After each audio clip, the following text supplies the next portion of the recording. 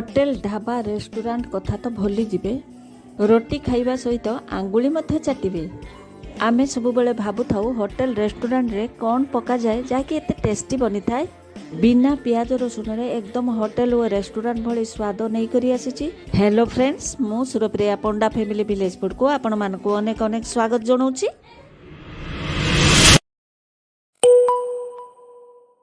एठी मु नेइछि 2 किलो पनीर। प्रथमे मु पनीर को छोट छोट पीस करी काटी नेउछि।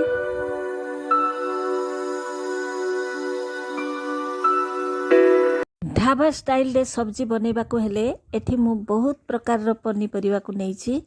वर्तमान सीजनल पनीपरिबा तो अवेलेबल हेइछि। आलू, गाजर, बीन्स, कंचा कदली, खंब आलू, बीट, बीन्स, अमृतभंडा, बारमासी नाड़ी ठू आरंभ करी सब किछि परिबा आपण बनै परिबे। प्रथमे परिबा गुडी को आमे काटी नबा, तापरे ताको भल से धोई सब परिबा गुडी को तेल रे छाणी नबा।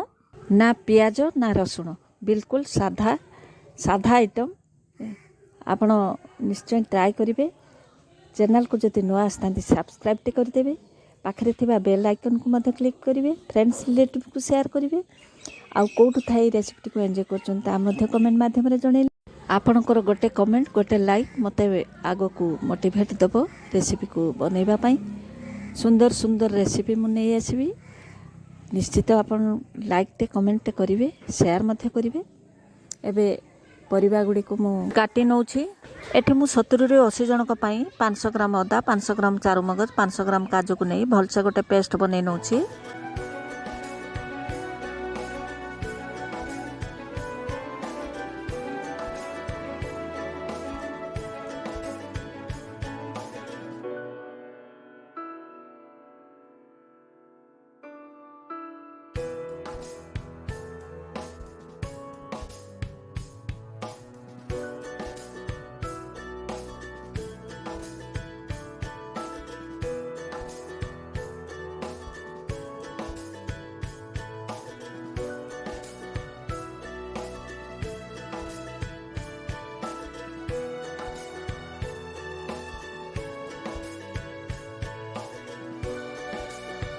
मिक्स भेज बनैबा को हेले प्रथमे नेइछि मु गुजराती, जीरा, जायत्री, जायफल, दालचीनी एवं जुआणी ता सहित हिंगु। प्रथमे मु परिबा गुडी को फ्राई करनौछि। कंचा कदली, आलू, बीन्स, गाजर, अमृतभंडा को फ्राई करनौछि।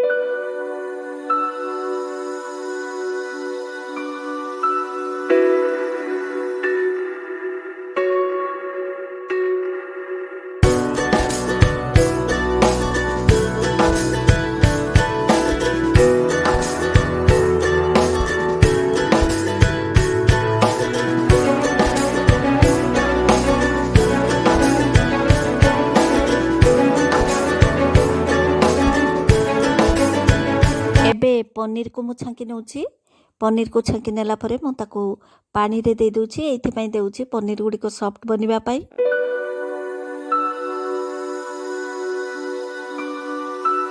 एबे कढ़ाईटी गरम होला परे सेथिरे मु अधिक टिके तेल देबी।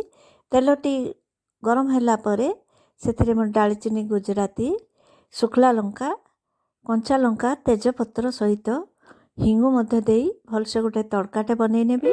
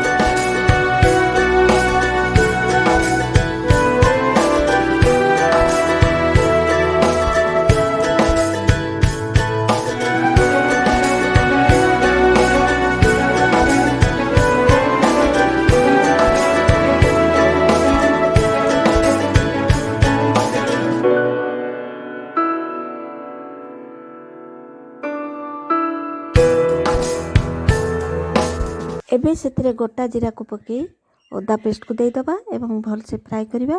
ता सहित धनिया पाउडर, हळदी पाउडर, चिली पाउडर, कस्तूरी मेथी, टमाटो, धनिया पत्र, विनेगार एवं चारू मगज पेस्ट को दे दबा एवं सेथिरे हाफ लिटर क्षीर दे भलसे फ्राए करनबा।